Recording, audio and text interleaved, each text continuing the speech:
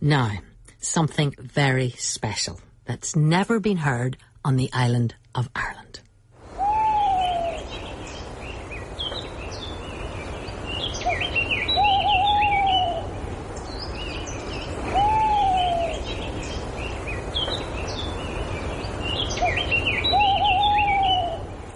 The sound of the Tawny Owl. Amazing, isn't it? Yes, the Tawny Owl, heard twit-tooing away in the wild, in its element, at Castle Ward in County Down this week. Very, very exciting news for keen twitchers, bird watchers everywhere. I don't think they mind being called twitchers. Among them, Caroline Nolan, who's on the line now. And this is no word of a lie, Caroline. Let's say it again. This has never happened before, isn't that right?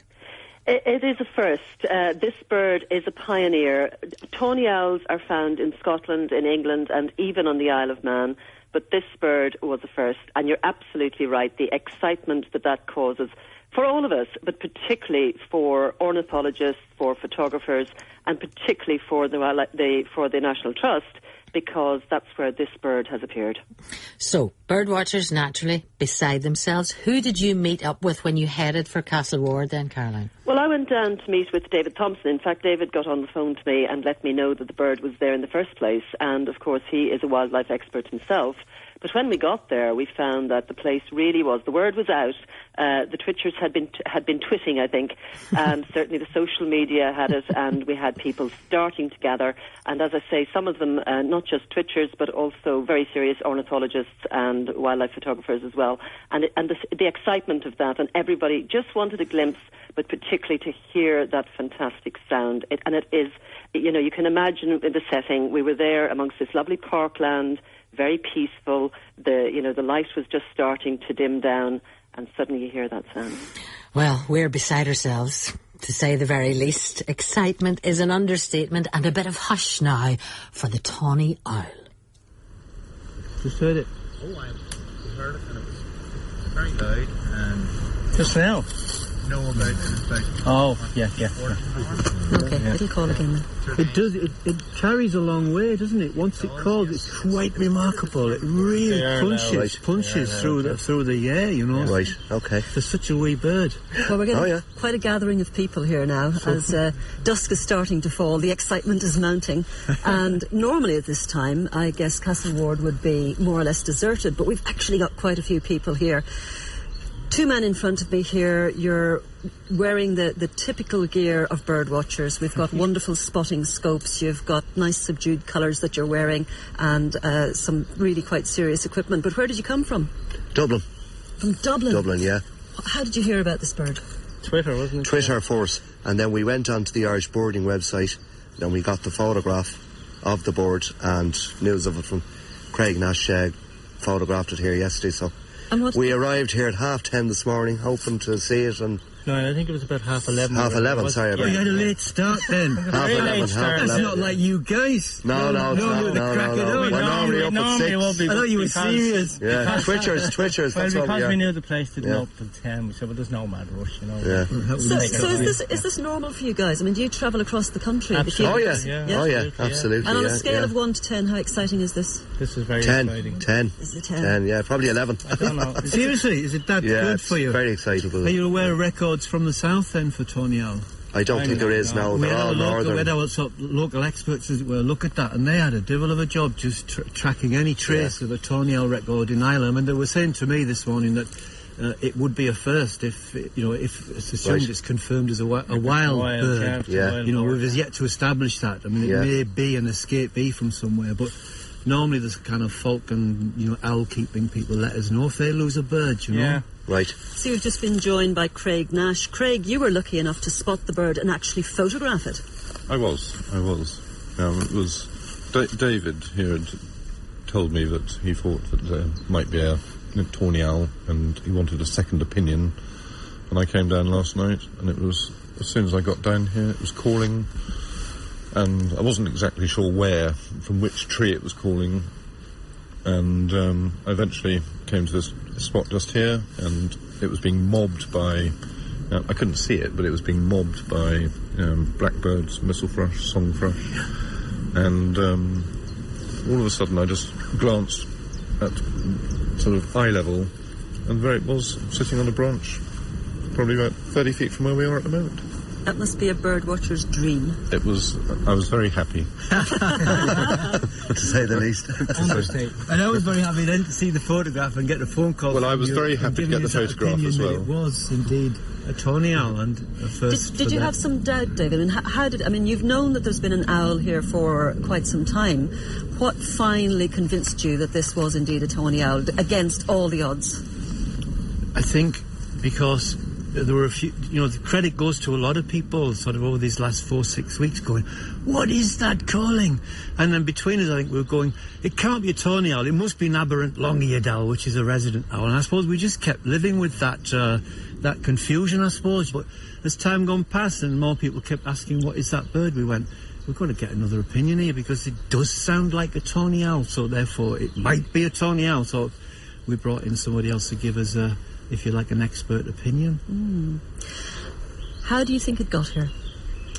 Well, we're pretty sure it's been here for at least 4 weeks, maybe it's longer than that, which would then click in with those easterly winds that we all suffered from. 6-8 weeks ago when that onset of weather. Very turbulent. So, which would carry a bird that was perhaps not intent on coming from the east to the west towards here in Ireland, and it may well have carried it off route and has brought it here. Because the general understanding is that these tawny owls don't like to cross large bodies of water, isn't that right? They don't. Yeah. But having said that, there's a ringing record of a BTO bird that was rung in South Wales, and its corpse was found in northern Scotland, so there's... There you go. Yes. So chances are, if any of us have been lucky enough to see an owl, it might have been, probably a barn owl is the one we all think of. But this is quite a distinctive bird. How would you describe it, David? Well, not like a barn owl in that they're a bit bigger and bulkier. And, a barn owl is a very light-coloured bird as a rule. These are much darker. Yeah, whereas a barn owl's very pale. These are, chocolatey, browny colours. Although they do vary into sort of grey colours, don't they? Very variable. They seem to have a very orangey or tawny patches about the eyes, Very distinctive, which is quite distinctive of the birds looking. I think your picture describes that very well, And the eyes are dark. The eyes are black. The eyes are black, yeah, as opposed to long-eareds, which would be orange.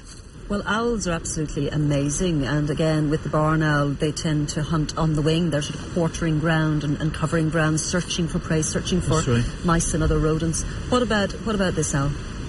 What, in terms of feeding strategy? Yeah, well, they favour these woods, these open woods and parklands. I suppose if you're comparing it to the barn owls would typically quarter, they would hunt very deliberately over fairly large open areas of ground.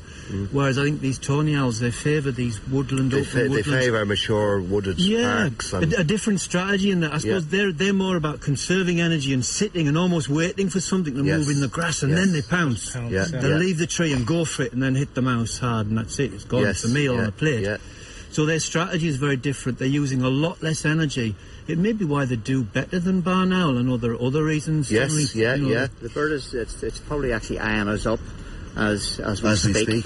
It can see us, but we can't see it. We can't see it. Unfortunately. Then you make a racket. There's a tasty morsel there, Well, maybe that's what we should do, is maybe quieten down a bit and give it some space. Give it a time to call again. Hopefully it'll call. Okay. Craig, sorry, what time did you have it at? I had it probably in about an hour's time. So about 7. Oh, that's good.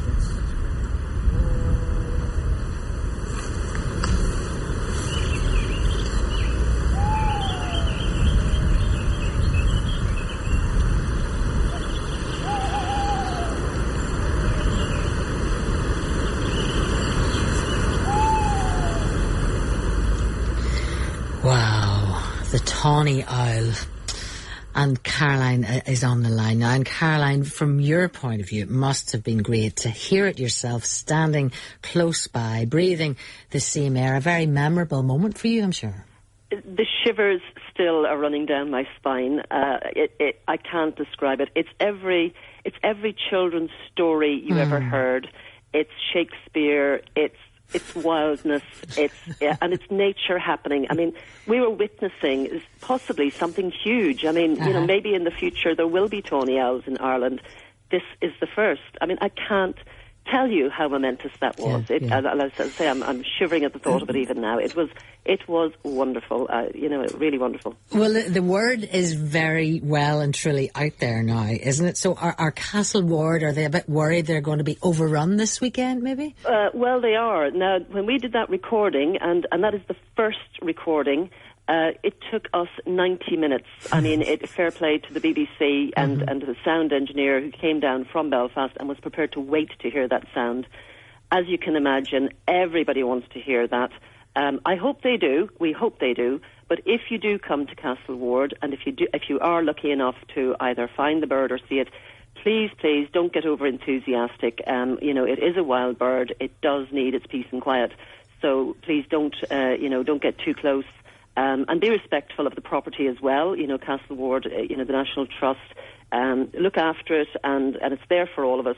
But please look after the property and do respect also the opening hours of the Trust. Good point. It is best to be there a little bit late in the evening or earlier in the day, but you may hear it at any stage. Okay, Caroline, thank you very much for treating us all to the sound of the Tawny Owl. Good to hear you.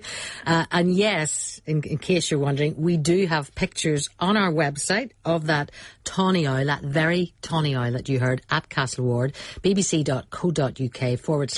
Ulster /YPAM, and on Facebook at this very minute, and Twitter as well at BBC Radio Ulster, so you can see the creature, the amazing creature that made that beautiful sound for the first time ever on the island of Ireland. Let us know, by the way, if you have heard it or seen it yourself this week. We'd love to hear from you. 08459 555 678.